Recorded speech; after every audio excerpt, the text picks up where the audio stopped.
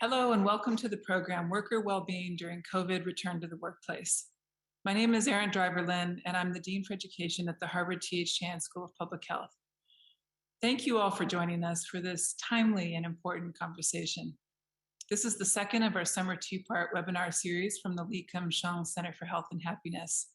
Our first conversation focused on frontline workers who were working on site for the past year and a half.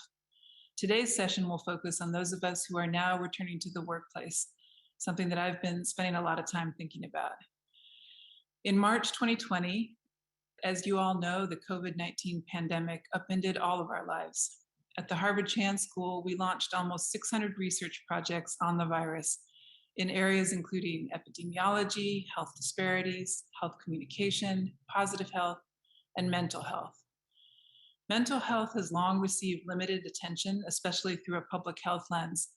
But with the pandemic, conversations about employee mental health and concerns about high levels of distress have been moved front and center throughout the nation. The pandemic is teaching us a lot of lessons about what factors help organizations not only to weather difficult circumstances and come out even stronger on the other side, but also to foster able worker well-being. These are lessons that will apply well beyond the pandemic.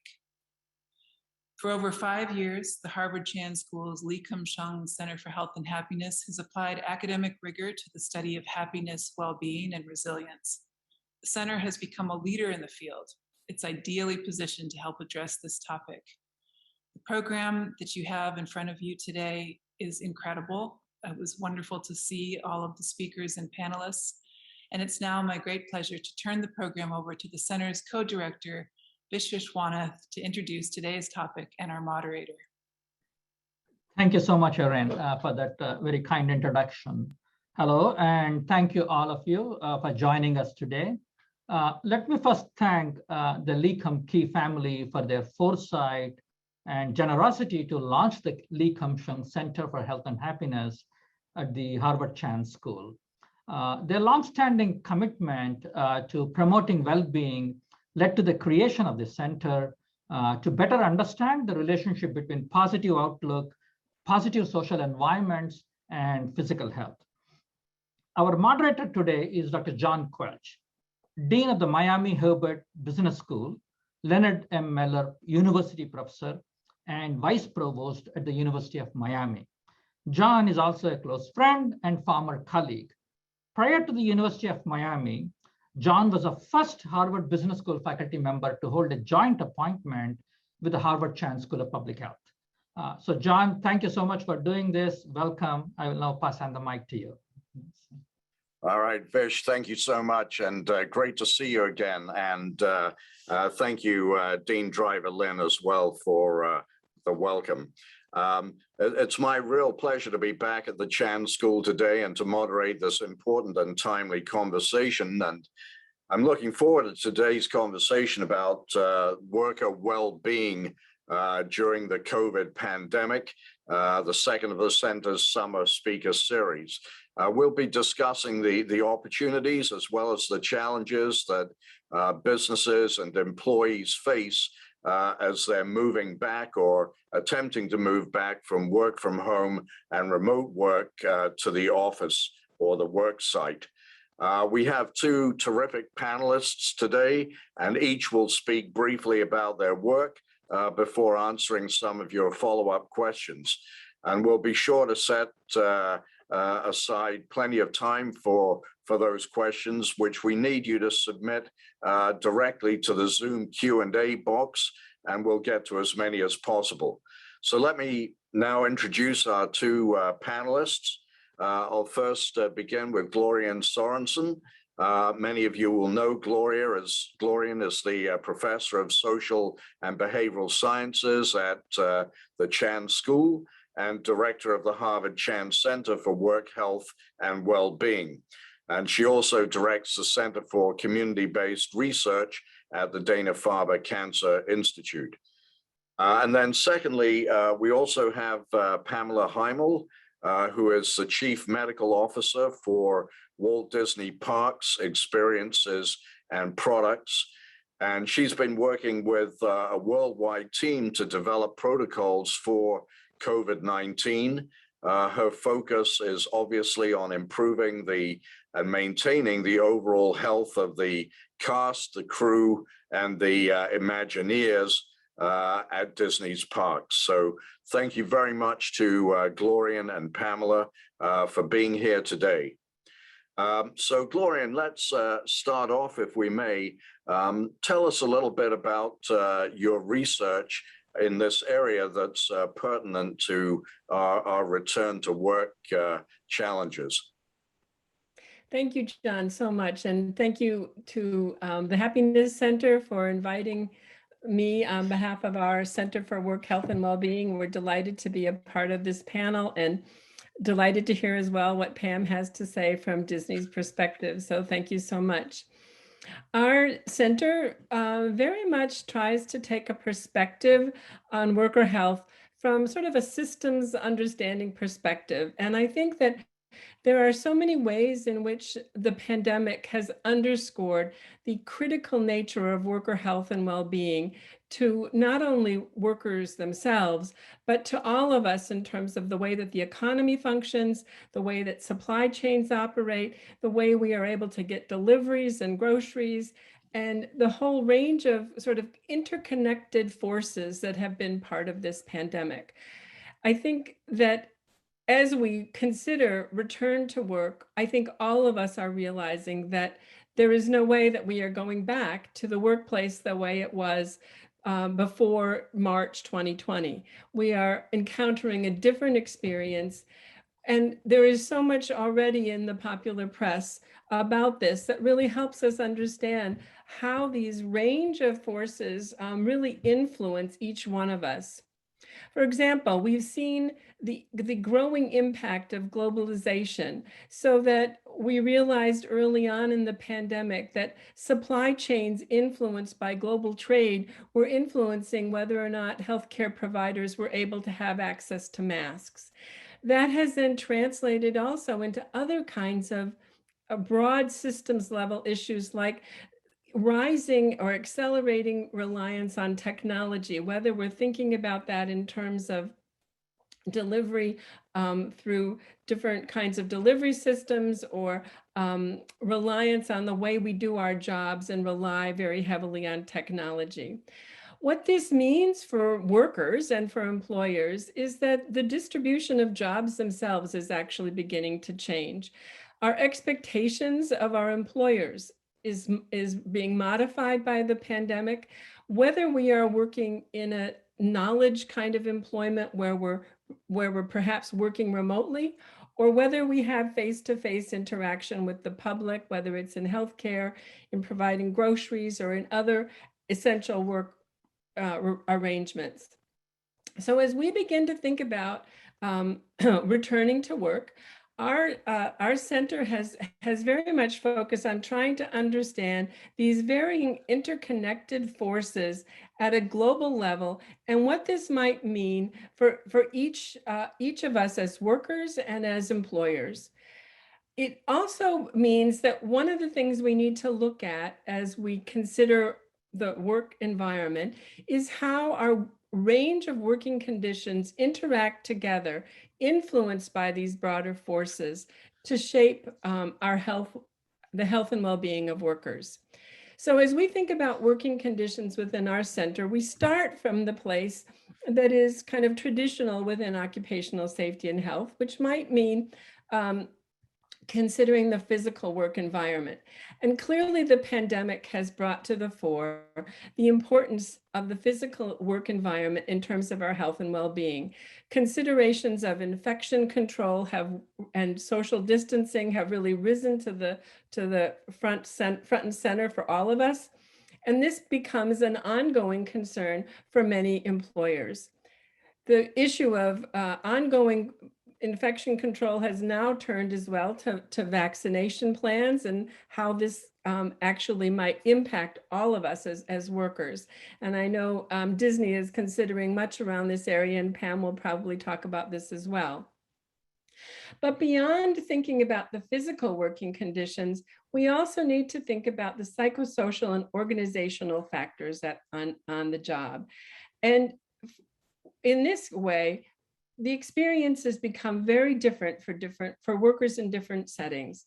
Many of us during this last 18 months have worked remotely, and it has increased an awareness of the reliance on our interconnections with our colleagues and people at work, the sense of social isolation that might come up from working remotely. And this becomes an issue that for many employers, we need to consider as we think about how do we return to work? How do we build in either remote or hybrid work situations in terms of dealing with things around isolation, connectedness, social well-being. But for many workers, these are not the situation, but rather workers may be interacting with the public and having ongoing concerns around their own protection and well-being. One of the issues that the pandemic has clearly underscored is the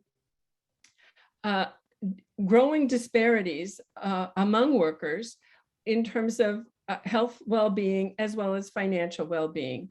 And for many workers, the pandemic has really raised new concerns around their own slipping well-being in terms of the broader economy. So as a society, we need to begin to look at how are we going to handle some of these issues?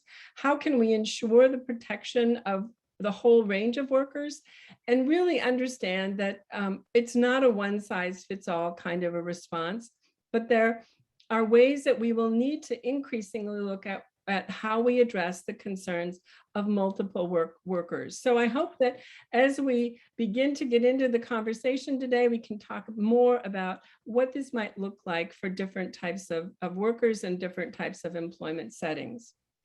I also want to just mention one other piece of our own research. We have been funded through the Happiness Center to develop a measure that we're looking at that we're calling Thriving from Work.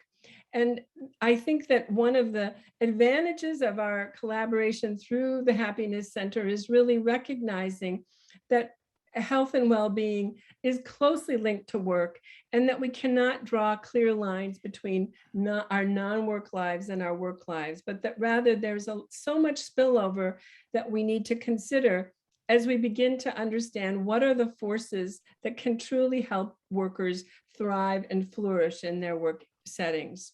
So from there, I'll turn it back to John for further. All right, Glorian, thank you very much indeed for that excellent overview. And now let's turn to Pamela to get a sense from her about how she's led Walt Disney Parks and Resorts through the safe reopening challenges of the last year or so. And I think we're particularly interested also in how Disney maintains worker well-being these days, as well as over the last months during the pandemic.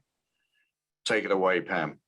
Great. Well, thank you, John. It's great to be here with you and Glorian, and thank you to the Harvard School for having me here. We've had an interesting journey at Disney Parks and Experiences and Products. Our segment is the largest segment of the Walt Disney Company, and we run 6 theme parks, a multitude of hotels that support those parks, our Disney Cruise Line, Adventures by Disney and National Geographic adventure travel, in addition to consumer products and also all of our wonderful Disney Imagineers. So it's quite diverse in the businesses that are part of it, but all of it is very consumer facing. So as we faced into the pandemic, our journey started back in January of 2020 when it first came on the scene in China, as we began to have to work with our Shanghai Disneyland Resort and following on Hong Kong Disneyland, shutting down those theme parks. And then globally, at one point, we had all of our theme parks worldwide closed. In addition to all of our hotels, our cruise line certainly was not cruising, and much of our businesses were shut down. And then our journey was, how do we safely reopen? And not only safely reopen for our cast members, which is what we call our employees, and our crew members on our ships, but also making sure that our environments are safe for all of our guests and our cast to return.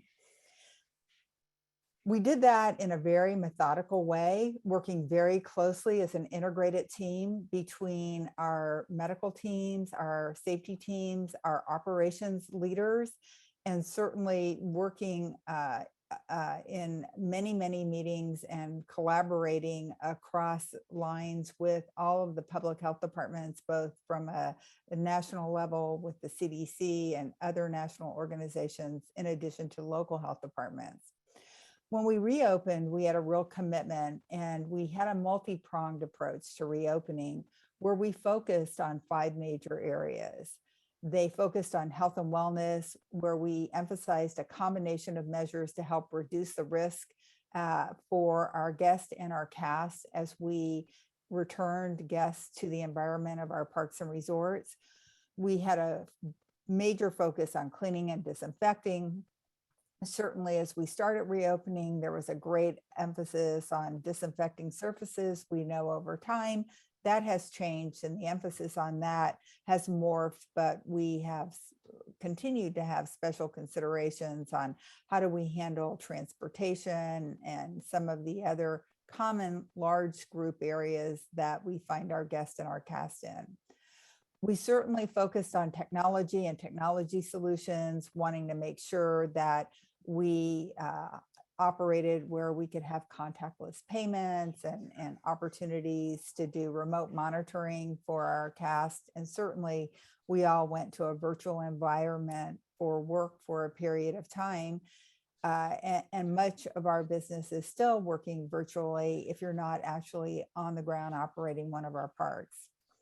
We had a big focus on cast member training and workplace safety, making sure that we put together a number of policies and practices for our cast members. But not only that, we spent a large amount of time putting together videos that talked about why your actions matter, to help our cast members really understand the importance of all the safety measures that we were putting in place, including mask wearing and including things like ventilation, hand sanitizing, vaccination. As a matter of fact, I'm really proud of the work that we've done around this area, because we have a very good video that's available now to the general public that talks about the science behind vaccinations and why the vaccines are safe and effective, and really a key to us getting back on track from this pandemic. And then we had the 5th prong of our multi-pronged approach was working together, because we have a real responsibility to our community. And we wanted to be sure that our guests knew as they were coming into the parks what the expectations were, whether it was as we initially reopened, starting with temperature screenings, which again, we've learned over time, maybe weren't the most effective measures. So we've begun to morph those, but also commitments to our guests to understand all of our health and safety practices, understanding not to come in if they have any symptoms of COVID, and continuing to work with our communities to promote vaccination, mask wearing, getting tested, all of the cornerstones for keeping ourselves safe and healthy during this pandemic. I think one of the other things I'm really proud that Disney did was we worked with the state of California and our local Orange County healthcare agency here in Southern California, and came up with a campaign where we used our Disney IP, our characters from The Incredibles, to put together a campaign that was entitled "Together We Can Make Today Incredible." But it used these characters that are known and loved to kids and adults throughout the world to emphasize the need for physical distancing, mask wearing, hand cleanliness. And we continue to work very closely with local health departments to make sure that we support them in their efforts. So our focus has really been how to make that work environment safe in a mindful and science-based way for our cast and our guests as we return. We have cast members, of course, working in our parks front line. We just are restarting our cruise line business. So we're working very closely with CDC and local healthcare agencies from the ports that those cruise ships are going out of. And then operationally, we continue to look at how do we make travel safe for our adventurers that are going into more remote locations, perhaps, trying to be cognizant of the environments that they're going into and being very cautious about how we reopen that business. So with all of that, our focus is really on educating our cast, supporting them in their needs, making sure that they have the information, not only on what we want them to do, but why we want them to do it. And then how these actions really help protect not only their health and safety, but how it can also protect that of friends and families if they take these learnings back to their home environment. I'd say the one other thing that we recently have done is really wanted to support our local health departments. And like many other large employers, we have decided to make vaccinations required for our salaried cast members and non-union hourly cast members, and are continuing to work with our unions to make sure that they know the importance that we place on vaccinations to get everyone back into the work environments in a safe way. So that's our setup for where we are today at Disney Parks. Okay, Pamela, thank you very much. That was an excellent summary, and no surprise that Disney has been at the forefront among corporations in terms of thinking this through. I wonder if you could just share with us, maybe there were a couple of issues where there was more debate within the boardroom about what to do and how to do it, especially with the situation being ever changing and fluid. And I just wonder if you could share a couple of those issues that perhaps there was a little bit more debate over. Well, to set the record straight, I'm not part of the boardroom, so I'm not sure. But I do know that one of the big keys is, how to reopen a park and how to make sure we reopen those safely.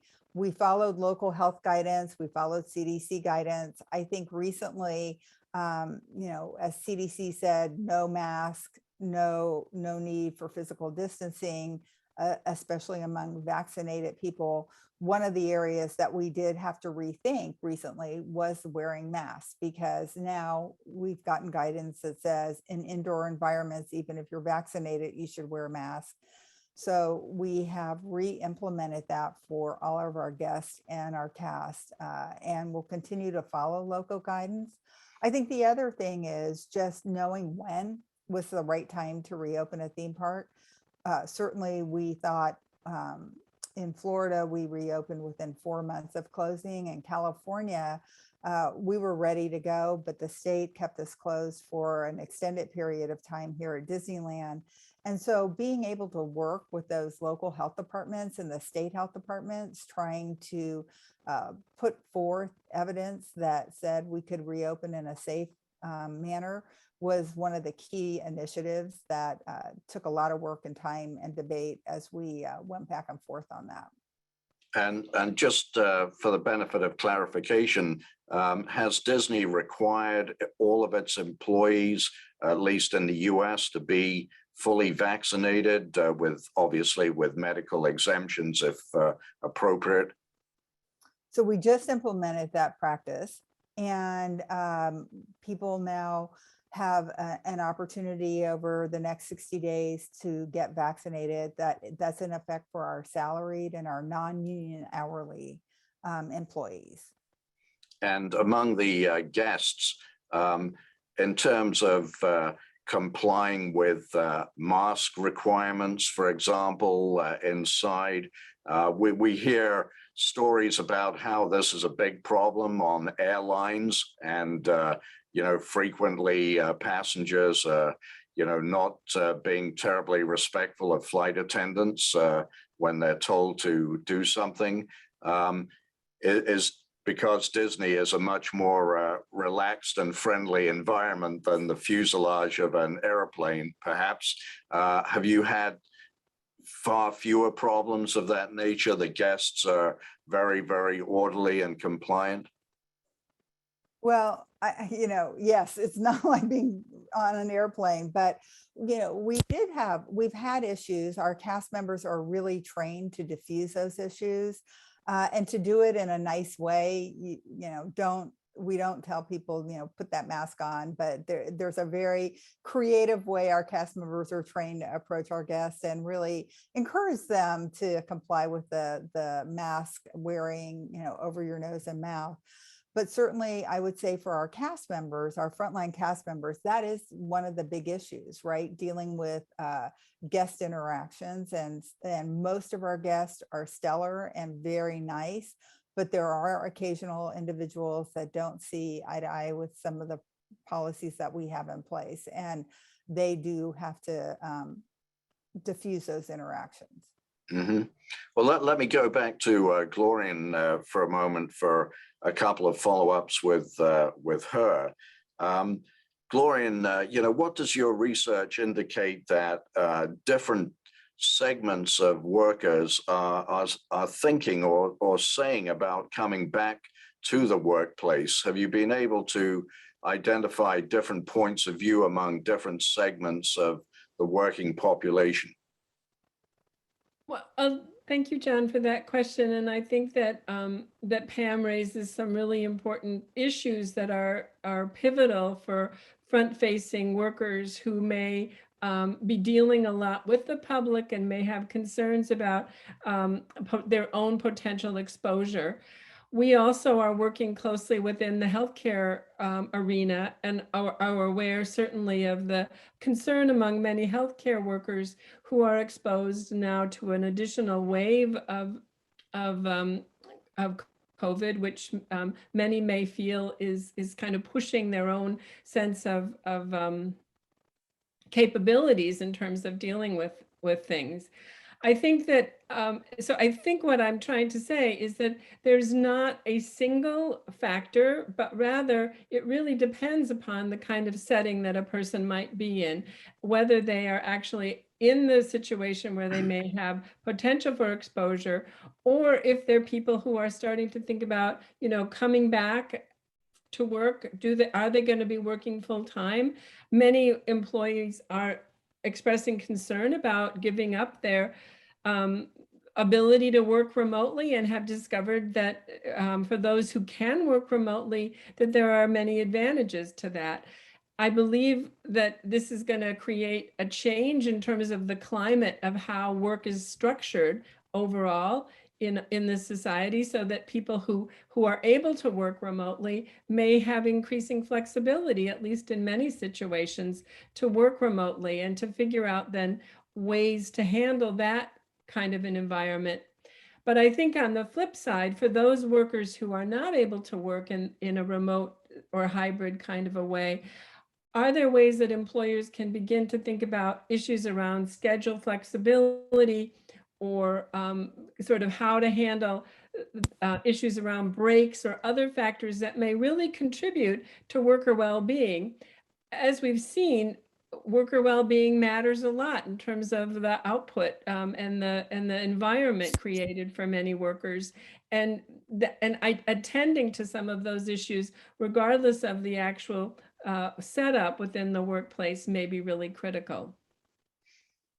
Glorian, I'm wondering whether or not your research has looked a little bit at perceived or actual productivity improvements coming from remote work, and whether or not there's evidence of improved productivity, and if so, in what industries or for what types of workers? I'm not actually, John, on top of that. We have not been doing any of our own research on that, and I think there's a beginning to look at that in terms of the literature, but the time frame has still been quite small in terms of being able to look at the sort of long-term impact on productivity. And as we all know, we've also been in a little bit of a crisis situation within this, and I think it's going to take some time to shake out to see how does this actually play out. But I do think it's been an opportunity for many employers to see that people are actually more productive perhaps than they actually anticipated would be the case. I think this was what was a concern for many employers. And do you have an opinion, Glorian, on the social justice issue that you alluded to, where some groups of workers really don't have any choice, but other workers, particularly professional workers, do have more of a choice? And what does that mean for the workforce and happiness as a whole? Well, I think this is a really, really important issue. And I think that the pandemic itself has really underscored this for all of us. The data really point out the fact that the pandemic, that COVID-19 has influenced many minority workers, Black, Latinx, immigrant workers, more so than other workers. Whether this has to do with where they're living or the work environment that they're situated in. But we do know that many of the same workers are often situated in low-wage jobs that have less control over that kind of work environment, less ability to work remotely or in a hybrid scenario. So I think that as we as a society begin to look at this, we need to begin to say, what are the ways that we as a society build conditions of work that work for all of us in an individualized or setting by setting kind of a way? So one of the ways we might do that is ensuring that workers have a voice in some of the decision making, that workers are able to say, these are some of our concerns. This is how we would like to see some of our working conditions shaped.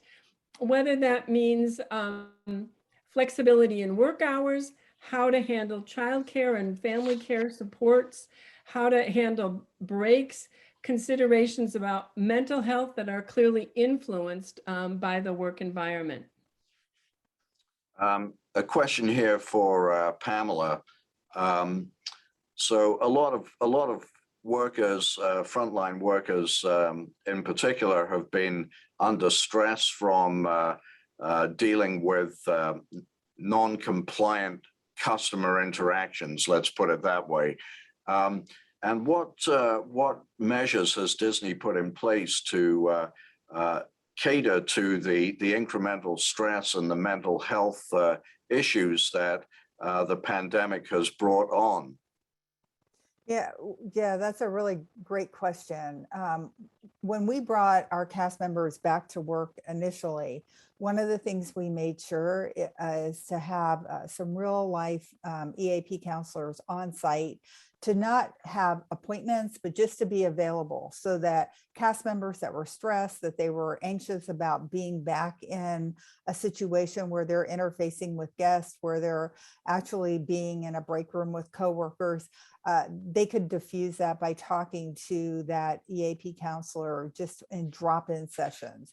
We kept those individuals on site for all of our reopenings, and then tried to morph into also offering things like Talkspace, which is a virtual opportunity for cast members to do online chats with external EAP type counselors or behavioral health specialists. We offered them Headspace, which is an app, if you all aren't familiar with it, for meditation and stress relief.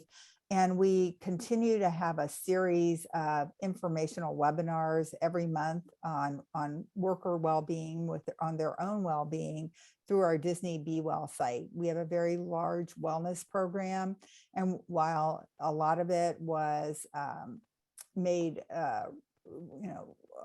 somewhat put on hold during the past year, we're revigorating it, reviving it, and making sure that we're offering our cast members opportunity to continue to tap into resources that we have available for both stress and for just their own physical well-being improvement. And Could you say a little bit about Disney's childcare policy and whether or not that policy changed or evolved during the pandemic?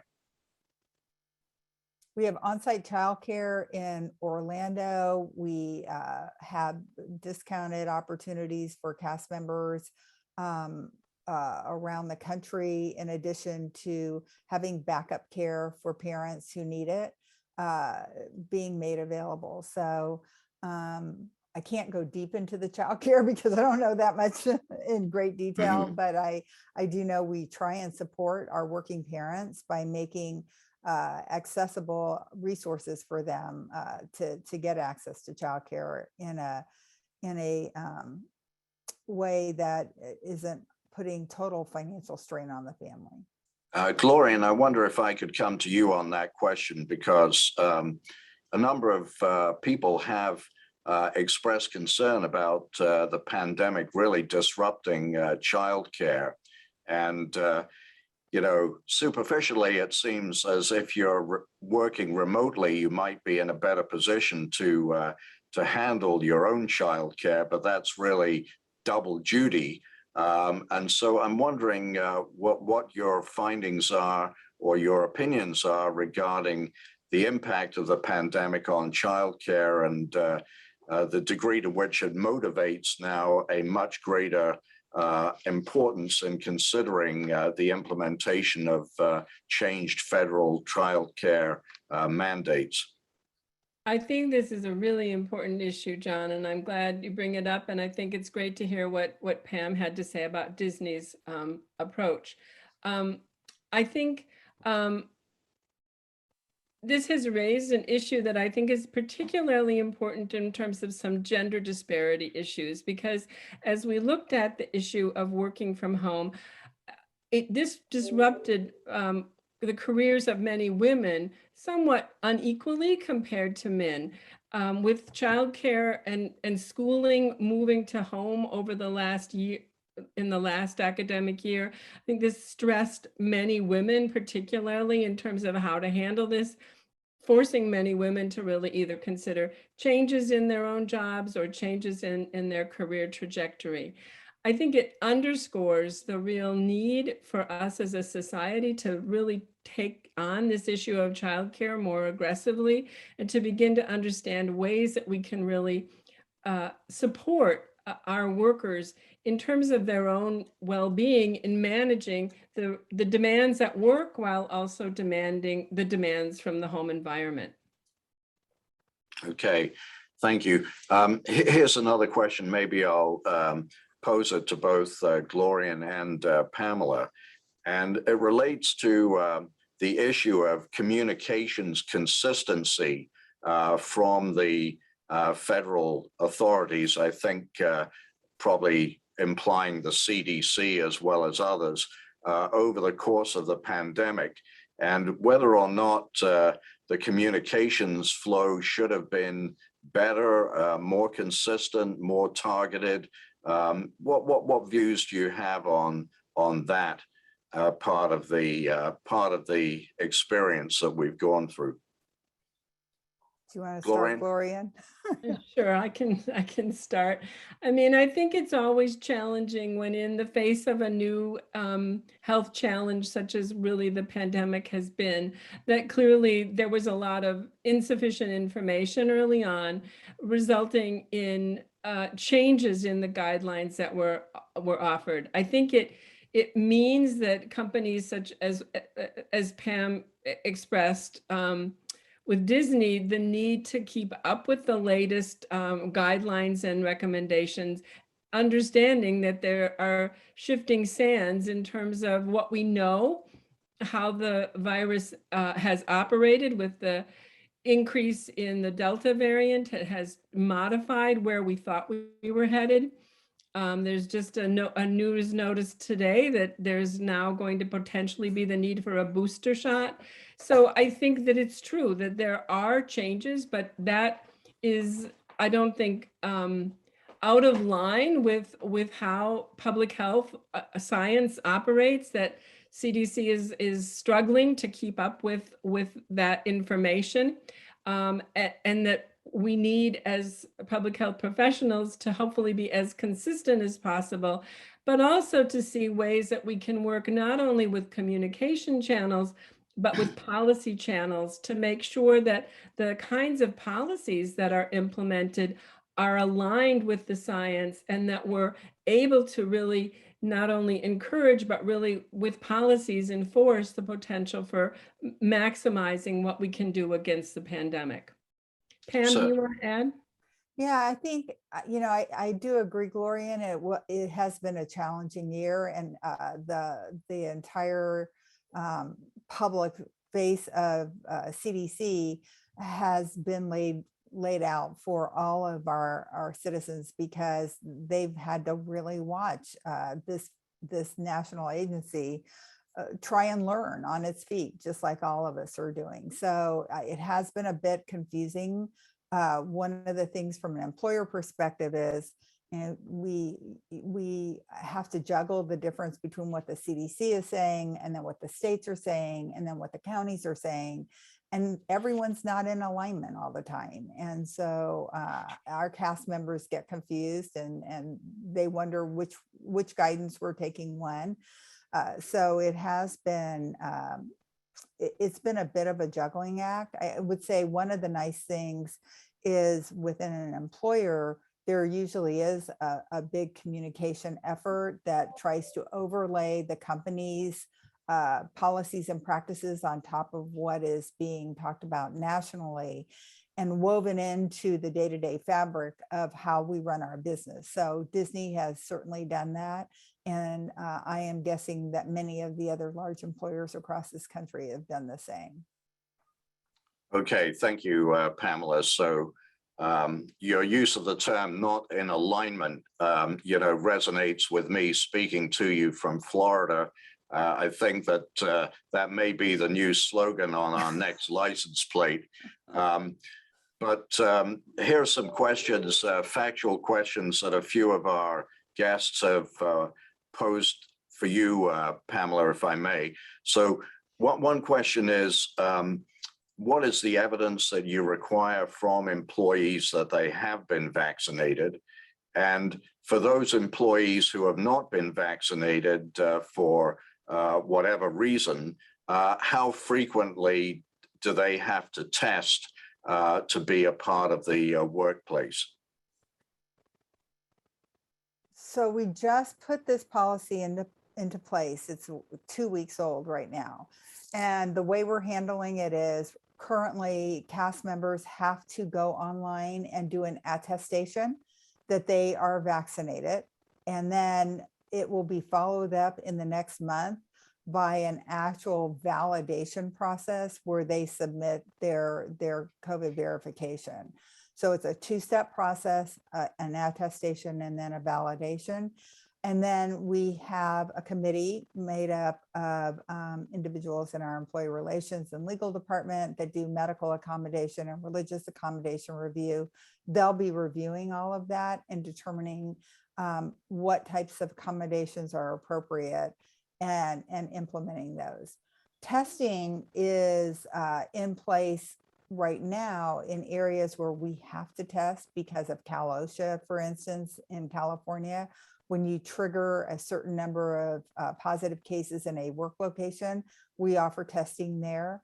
I don't believe testing is going to be a wide part of our accommodation process going forward, except for in certain areas of our business, like the media and studio business, that of course has all sorts of agreements right now with their unions on testing. So it's again, another one of these multi-pronged approaches on how we're going to look for that validation and then accommodations.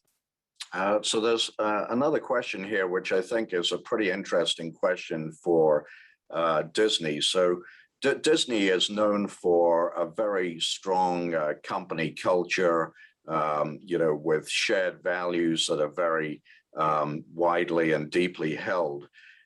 To what extent has the pandemic shifted or prompted any adjustment, either desired or undesired, in the company culture, the way things are done at Disney?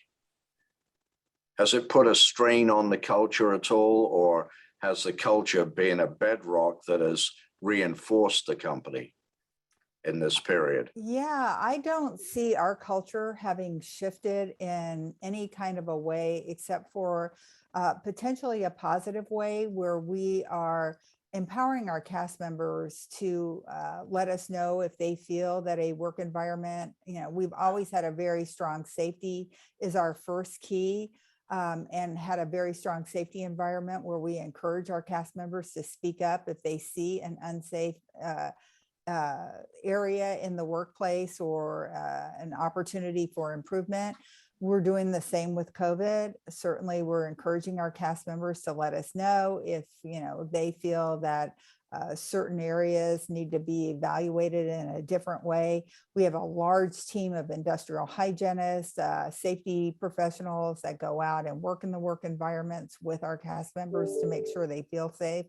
And again, we've worked very collaboratively with our various interest groups. One of the things that I think Disney has really done in a very positive way is we've leveraged our BERGs, our diversity and inclusion groups, to help be the cornerstone for us to communicate with their members to help them understand some of the practices and policies that we have in place, and to use that as an opportunity for those cast members to ask questions, to get in front of professionals and leaders throughout the organization who can answer their questions in an honest way. So I think Disney has really doubled down on its culture, and it's still been a very positive place to work. Back Can to, I just interject real quick, John, because I think this please. is an issue that you have considered a great deal as well, the issue of a culture of health. And I think that what the pandemic has really underscored is that employers truly can play a leadership role in building a culture of health for their own workforce, and that sort of leadership vision can be transmitted to really shape this kind of culture of health that can truly carry companies through this kind of an environment. And I just wanted to kind of tap onto what Pam is saying, because I know, John, this is also a concern that you have raised within your own writing that is so critical here as we see how the pandemic has truly shaped employment situations like this. That's great. Yeah, many thanks, Glorian. There are many alumni on the webinar, so I'm sure that they would like to know what the back to campus regime is at the Chan School. Vaccinations, masks, what's the order of the day?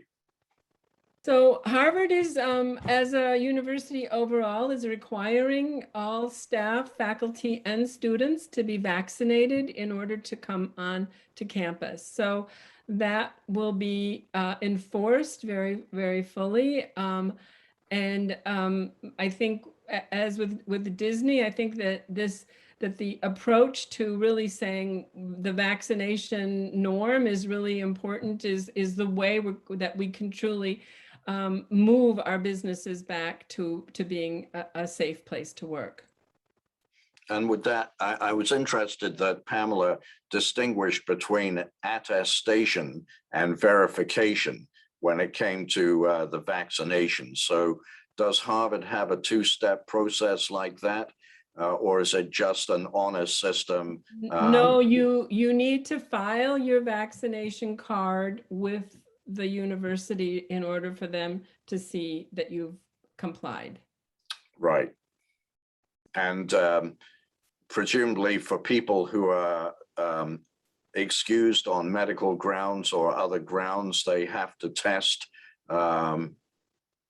At least There's once a week. Testing process, and I think it's weekly, and perhaps Vish might chime in there, because I'm not sure if it's weekly or not, but I'm pretty sure that's how often it is. Or okay. Vish, do you have any comment?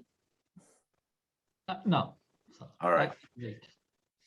So let me just back up for a moment here, and as we're coming to the top of the hour, you know, let's try and think a little bit forward, say 3 to 5 years from now. Obviously, we don't know whether or not these pandemics are going to be an annual event, but what changes would you expect in the work environment to see 5 years from now, assuming that we get out of the current state of affairs, things go back to quote normal, unquote. There are going to be some residual impacts, as Glorian said earlier. You know, what should we look for as the long-term certain impacts from this experience? Glorian first. Okay, I can chime in first.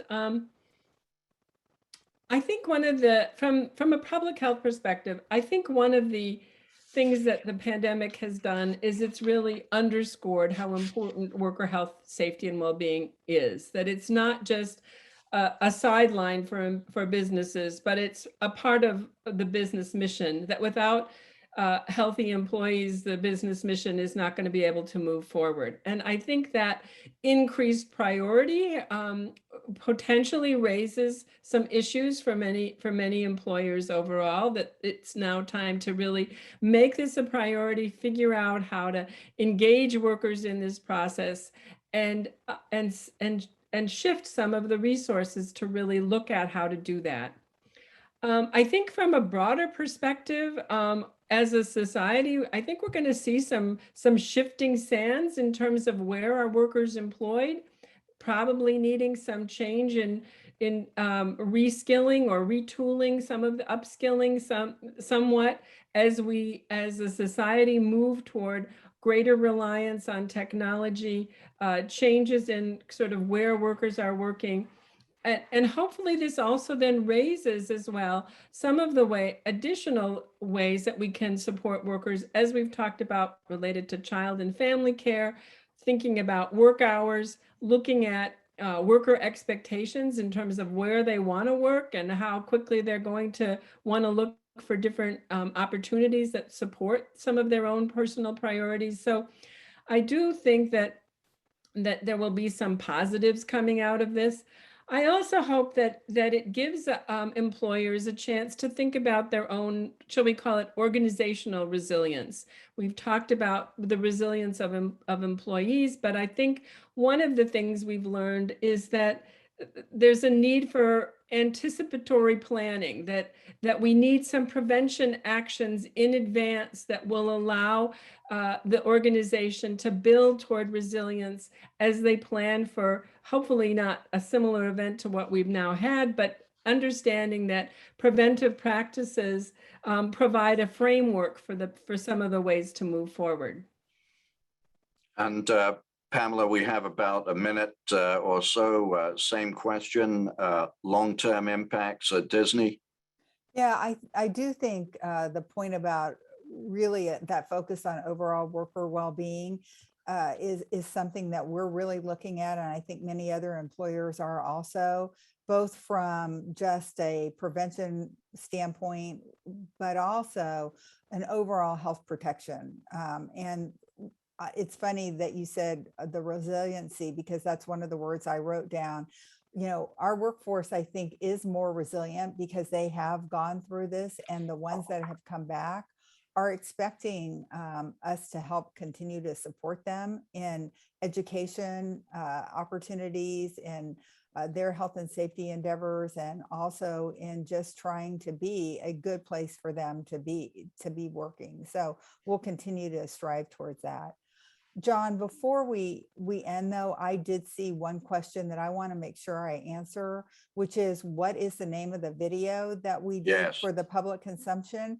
Because I think it's a great tool for many who are trying to educate. And it's through healthaction.org, COVID-19 vaccines, what you need to know. And we did this with the Health Action Alliance. So I encourage others to take a look at that and use it for anyone who's vaccine skeptical. Thank you. Well, thank you very much, Glorian and Pamela. It's been really great to have this discussion. I'll now hand back to Vish. So thank you, John. Thank you so much. Thank you. I know you have been thinking a lot about this and writing about it. So thank you for your leadership on this issue. I also want to thank the panelists for this. For joining both Pam and Glorian. You added a lot based on your both experience as well as your own research. So we appreciate you joining this panel and answering the questions.